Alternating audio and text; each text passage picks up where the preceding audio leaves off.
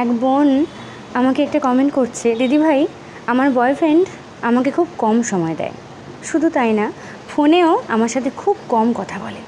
আমি যখন তাকে জিজ্ঞেস করি তুমি কি আমাকে ভালোবাসো না, তখন সে বলে হ্যাঁ ভালোবাসি তো। কিন্তু দিদিভাই এটা কি সত্যি ভালোবাসা, কি করে বুঝবো? খুব সুন্দর একটা প্রশ্ন করলে। বোনটির নাম মুস্কান, খুব সুন্দর নাম। তো দেখো বোন, প্রথমে একটা কথা বলি, আমি কম সময় দেওয়ার সাথে ভালোবাসার কোনো সম্পর্ক নেই, এটা আমি মনে করি। কারণ পরিস্থিতি মানুষের একরকম কখনোই থাকবে না।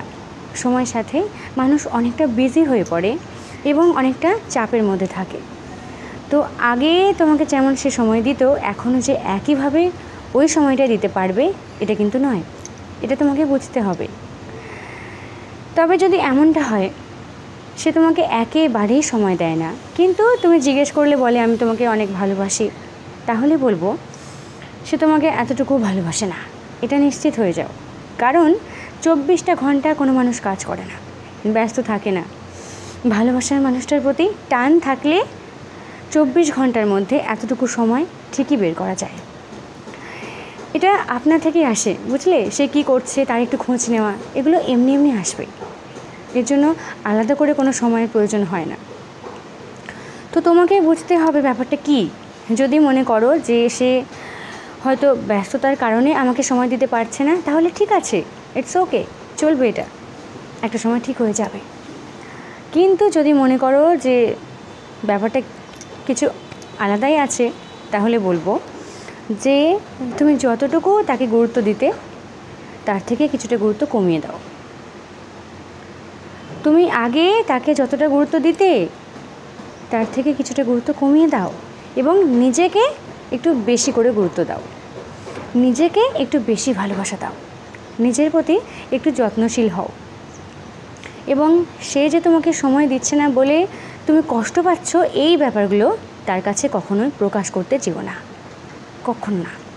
এটা নিজের মধ্যে রাখো, নিজেকে একটু ভালোবাসা দাও, সময় দাও, দেখবে একবার হলেও তার মনে তোমাকে নিয়ে প্রশ্ন জাগবেই যে কী ব্যাপার, ও হঠাৎ এত পরিবর্তন হলো কীভাবে।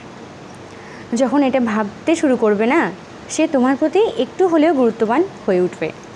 এবং তুমি যদি নিজেকে ভালোবাসো, নিজের জায়গাটাকে তৈরি করে রাখো ঠিকঠাকভাবে, নিজের প্রতি গুরুত্ববান হও, তাহলে তোমাকে ও আগে যতটুকু গুরুত্ব দিত, এখন দিচ্ছে না তো, আগে দিত তার থেকেও দুগুণ বেশি গুরুত্ব তোমাকে দিতে শুরু করবে, এটা একদম পাক্কা। তো ও কম সময় দিচ্ছে বলে, ও আমাকে গুরুত্ব দিচ্ছে না বলে কষ্ট পেয়ে কোনো লাভ নেই, বুঝতে পারলে তো?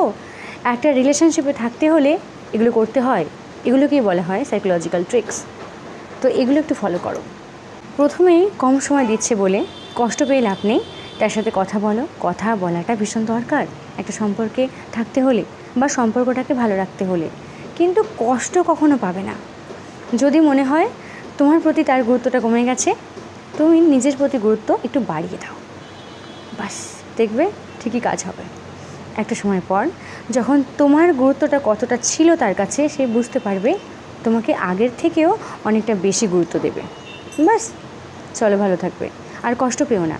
তুমি না মুস্কান, हमेशा ऐसे ही मुस्कुराते रहना। चलो टाटा।